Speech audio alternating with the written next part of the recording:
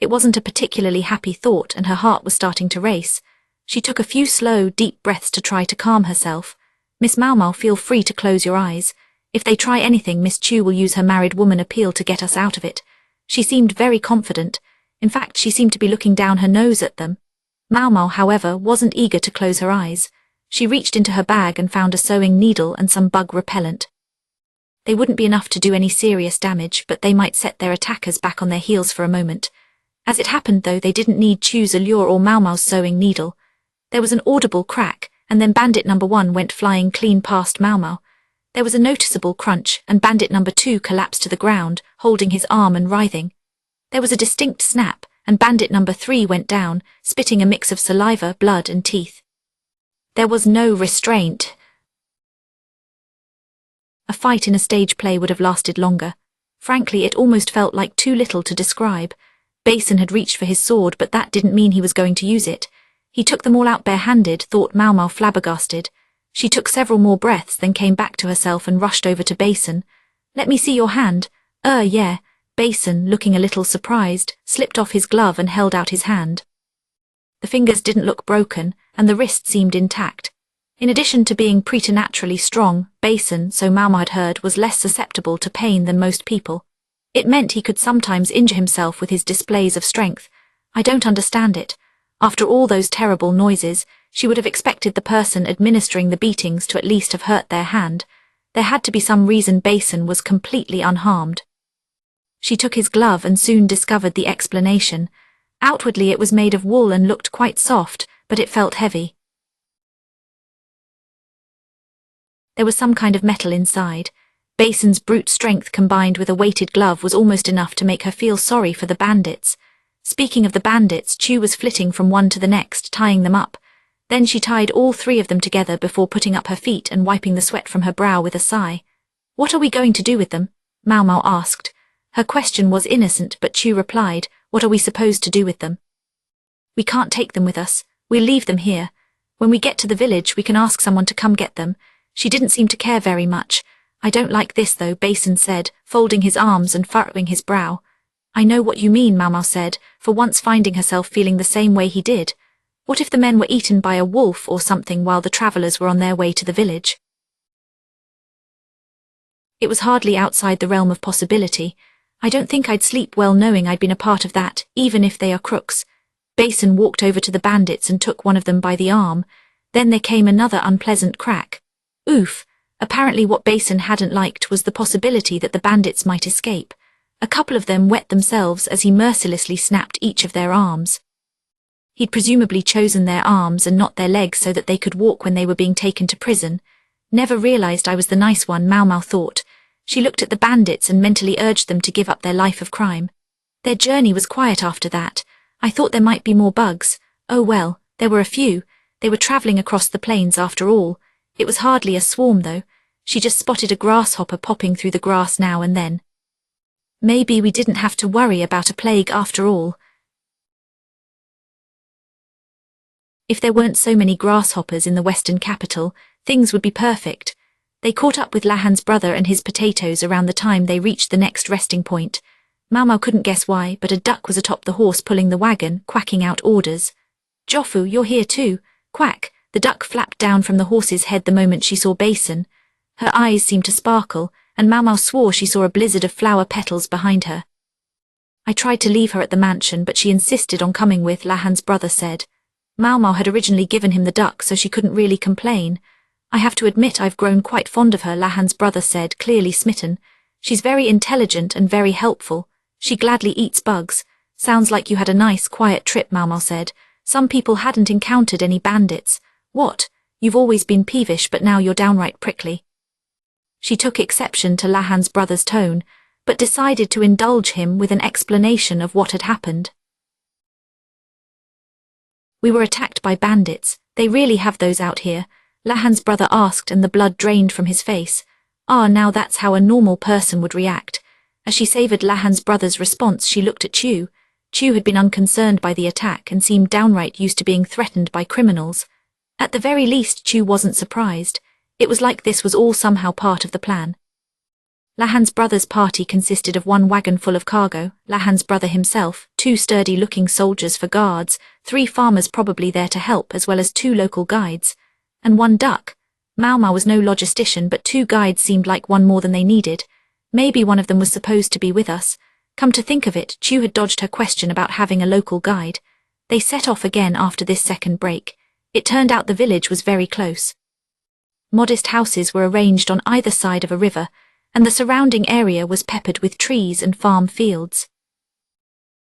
There was a gently sloping mountain behind the village. Unlike the mountains Maomao knew, it looked as if the grassy plain had simply risen up into a hill. The little white spots she saw were probably sheep, the black ones were maybe oxen. Judging by the number of houses, there couldn't be more than 300 people in this village. As they approached, they were greeted by lowing oxen. Some of the sheep were still fluffy, while others were recently shorn. It was right in the middle of shearing season. The village children, no strangers to physical labor it seemed, were collecting sheep patties into baskets. "What's that about?" Basin asked, giving the kids a funny look. Maomao felt they could ask him the very same question, considering he had a duck on his head. "They use the sheep dung for fuel, I believe, and if you tuck it under your bed it's supposed to keep you warm," she explained. "Under your bed? Sure, you didn't know." "Silly little brother," Chu drawled, not missing an opportunity to give him grief. Little brother seemed to be her default name for him when she was tweaking him. The village was surrounded by a moat and a brick wall. Perhaps the bandits did not limit themselves to attacking travelers. Basin talked to someone at the entrance and they were quickly allowed in. Maybe a messenger had preceded them. The duck hopped off his head and trotted behind him. An important-looking person who Maomao took to be the village headman came out to greet them. "Oh, excuse me." Before Basin could say anything to him, Chu started chatting volubly with the headman. The headman's eyes glinted and he shouted to one of the guides. Chu was smiling broadly about something, while the guide grew paler and paler. It was impossible to miss the charge in the air. One of the soldier guards from Lahan's brother's group stood ready behind Chu. She was still smiling and the guide still seemed calm, but it was obvious that the man was being taken away. "Ah, now I get it." Maomao crossed her arms and watched as they led the guide away. "Hey, what's going on?" Lahan's brother asked, ever the straight man.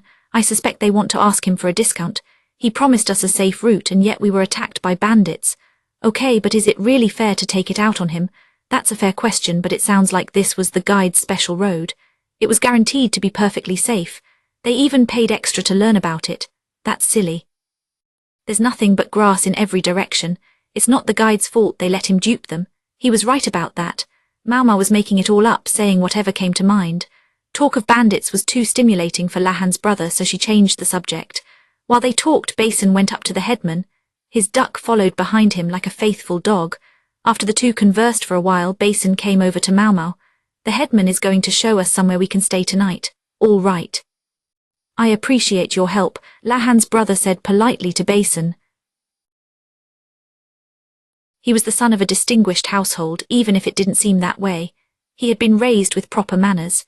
If Lahan hadn't betrayed his own family, Lahan's brother might have been a soldier himself by now. Of course, by the way Basin looked at Lahan's brother. "What should I call you?" Basin didn't know Lahan's brother's name. "Ho," Lahan's brother's eyes filled with hope. This was the moment he had been waiting for. "I think you can just call him Lahan's brother," Maomao said. "Hey." Lahan's brother said, clapping a hand on Maomao's shoulder. "All right, Lahan's brother, easy to remember, I like it." "Listen you," forgetting his manners, Lahan's brother wheeled on Basin. "So there you have it. He's Lahan's brother, that's what he's called and that's what he is. I think you know Lahan, yes. Lahan's brother isn't as quirky as his brother. His brother is a harmless, normal person. He's also a professional potato farmer, so we can leave this to him. Who's normal and who's a farmer?" Lahan's brother demanded, "But if he wasn't a farmer, then what was he?" She had seen him tending those sprawling fields. He could afford to take a little more pride in his work. "I hear you. If he is a relative of Master Lakan's, he deserves to be treated respectfully." Maomao had the distinct sense that Basin glanced at her as he said this, but she decided to ignore it. He did not seem to view her as falling into that same category. Frankly, she could almost like that about him. Basin did not always treat her respectfully, to borrow a phrase, but he was easy to work with. "Ahem," said the man who looked like the village headman. Apparently that is what he really was. "May I show you to your quarters?" "Oh yes, sure. If you would." Relieved, the headman led them to an open space in the middle of the village. You can use this, he said, pointing to a portable tent like the ones the nomads used. This tent belonged to someone who settled here years ago, and it is still serving its purpose. We keep it warm inside as well. The women can stay in the small tent next to it. Maomao poked her head in to find that it was indeed warm. It was made from a frame that looked something like a net covered in felt. There was a carpet on the ground and a fireplace in the middle. Considering the lack of windows, one might expect the air quality to be bad. However, a chimney extended from the fireplace to allow the smoke to escape. There was a pile of brown things beside the hearth. Maybe they were the sheep pies the kids had been collecting. The carpet was worked with some kind of pattern. It might not be much, but the village was clearly trying to extend the best hospitality it could. Good timing, we were just about to break it down, the headman said. Break it down? Maomao asked. Yes, we had a visitor just the other day as well. Did his name happen to be Rikusen? Why, yes. Is he an acquaintance of yours? Maomao nodded. She knew him. What she still didn't know was what he had come here for. She hadn't seen Rikusen since that first day, so she hadn't had a chance to ask him. It's already late, so I think for today we should eat and then get some rest. I'll post a guard outside your tent. Does that sound all right? Basin asked. Yes, thank you, that's fine, said Maomao. She picked up her belongings and moved them to the smaller tent. She slipped off her shoes as she went inside. The fluffy carpet greeted her feet. There were several layers of felt underneath it. She took off her cloak and hung it on something that jutted out of the wall. Then she tossed herself spread eagle on the carpet. Oops, better look alive. She gave herself a quick smack on the cheek. The tent was so warm inside and the carpet was so soft that she felt like she might doze right off. Just as she sat up, Chu came in. That looks nice, Miss Maomao. I think I'll join you. She flung herself down on the carpet and grinned, blissful. Before you fall asleep, Miss Chu, can I ask you something? Maomao tried to organize the thoughts that had been whirling in her head all day. As she considered, she found herself adopting a formal seated position, tucking her feet under her behind. Chu mirrored her posture. Yep, of course, what is it? She looked exactly like she always did. Those bandits, you were behind that, weren't you, Miss Chu? Chu didn't so much as blink at the question. Whatever do you mean, Miss Maomao? She cocked her head. Sorry, that sounded worse than I meant. What I was trying to say was you expected the bandits to attack and you had us come second as bait to minimize the harm they would do. Still, Chu looked unfazed. What in the world gave you that idea? She didn't seem to be asking purely to throw Maomao off. She enjoyed hearing the answer. Well, first, I wondered why we were split into two groups at all. At first I thought perhaps you were simply trying to be nice to me and ensure I could arrive here quickly. I could see the same impulse behind the way the Moon Prince secured us that comfortable saddle, but I could not shake the question. If we were going to divide into two groups, why would both of the guides accompany only one of them? It did not make sense. Chu seemed like a good map reader, but even for her a guide would be indispensable in unfamiliar territory. It was almost as if she had gone out of her way not to have one. Secondly, that cloak, Maomao said, pointing at the garment hanging on the wall. Or didn't you like it? I liked it very much. It kept me quite warm. The thing that struck me, though, was how lovely it is. Lovely? Maomao looked at the cloak Chu was wearing. I know you like to be showy, Miss Chu, so if you had two cloaks I might have expected you to take the more elaborate one for yourself. But you wore the plainer one. Well, yes, but Miss Chu knows how to behave herself around her betters. Her tone suggested otherwise. Yes, and the fact that you gave me the nicer cloak implied that it was from the Moon Prince. You bolstered that impression by talking about how he had given you the saddle. You practically had me convinced the cloak was from him too, but it wasn't, was it? Maomao's cloak had been pleasant to the touch. Covered in delicate embroidery, it would have been obvious what a fine piece of clothing it was, even at a distance. A cloak like that is like saying to the bandits, please rob me. And by wearing a slightly plainer outfit, you made yourself look like the Mark's lady-in-waiting. He. Miss Chu is practically your lady-in-waiting, Miss Maomao. So what you're saying is that I separated us into two groups, then deliberately gave you a nicer cloak so that they would attack you. Not so much attack me specifically. It's more like you wanted to gather all the best targets in one place. Chu blinked at this. If we had all travelled with the wagon, it would have been quite a production. Having some soldiers around would have given us an advantage in battle, but we would also have been with people who weren't accustomed to being attacked. If they had become traumatized, it might have negatively impacted our work. Not to mention the possibility that they might be taken as hostages. The relentlessly ordinary Lahan's brother was perfectly strong and healthy, but he didn't seem like an experienced brawler. Maomao suspected he was as afraid of a fight as anyone else. If instead we went in 2 groups, with one group smaller and including someone who obviously looked like money, the bandits would be more likely to attack that group. 2 women, 1 man, the man being Master Basin, who despite his outrageous strength still has that baby face and a relatively small build for a soldier. When they said to leave the women, were they thinking of selling us? It was about the potential for ransom. The bandits would never have expected Basin to turn out to be a bear in a man's clothing. But he was a lion slayer after all. That is all very clever, Miss Maomao, but if it's true, how did Miss Chu draw those bandits out at exactly the right moment? You can wear all the nice cloaks you want, but they were obviously waiting for us. They showed up at the perfect time, you might say. That would actually explain why you were talking to one of the guides earlier. Here is the third thing that made me suspicious. You spoke to one of the guides as soon as we arrived in the village. I think it's reasonable to assume that you thought one of them was crooked before you ever hired them. She thought of how the man paled as Chu spoke. Before that first group left, you told each of the guides different things, didn't you? Which watering hole the second group would use was the question. You pull out a map and say you want to be sure of where you can rest. It was a convenient way to let them know where you would be, wasn't it? There were many ways the guide might have slipped information to the bandits, even if Maomao didn't know exactly which one he had used. Who knows? It could have been pigeons, like the white lady said. You deliberately hired a shady guide, someone you thought was in cahoots with bandits. Then you told each of them that you would be resting at a different location so that you knew where you might be attacked. Was that so you could be sure which of the guides was clean? What if they had both been dirty? Chu raised her hands in a gesture of surrender. It was just the one of them, she chirped. I knew exactly who the other one was. Was this on the Moon Prince's orders? Maomao had begged Jinshi to use her like a tool, so a situation like this wasn't completely unexpected. But it was out of character for him. No, it was, you guessed right, I got the cloak for you. Is that so? It probably really was Jinshi then. Did Chu belong to some chain of command that didn't include him? You make Miss Chu's life very hard, Miss Maomao, being so smart, did you know that? You don't make my life any easier, Miss Chu, with the way I never know what you're thinking. They both sighed. Miss Maomao, I have 2 requests. Yes. Miss Chu is always her cheerful, easygoing self, so please always treat Miss Chu as you would treat Miss Chu. She pulled out a string of little flags.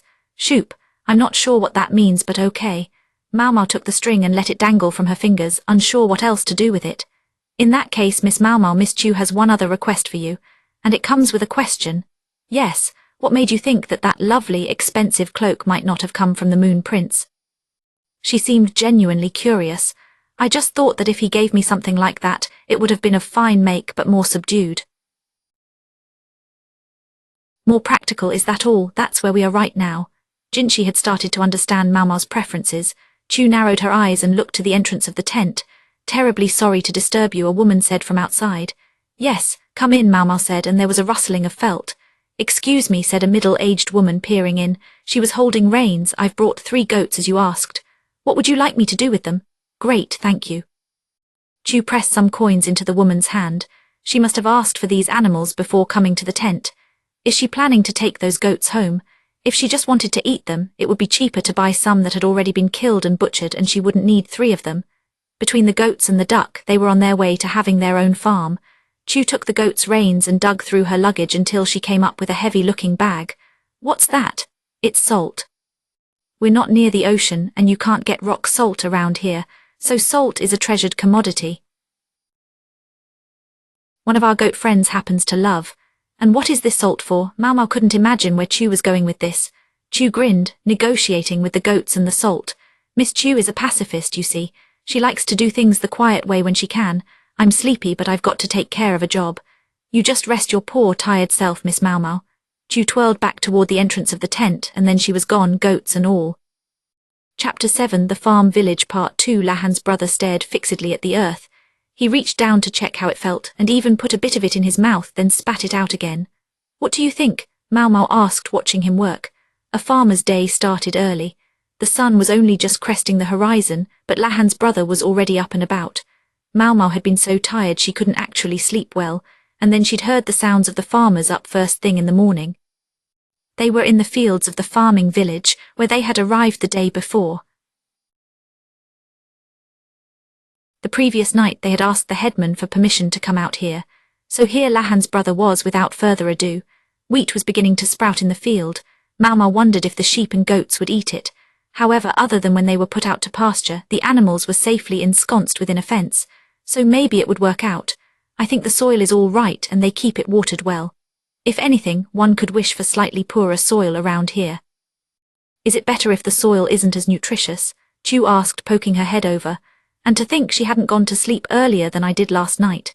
She'd returned sometime in the wee hours. Her negotiations must have gone long. In spite of it, she seemed perfectly energetic.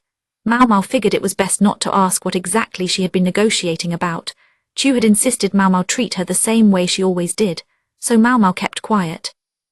Lahan's brother stood up and surveyed the field.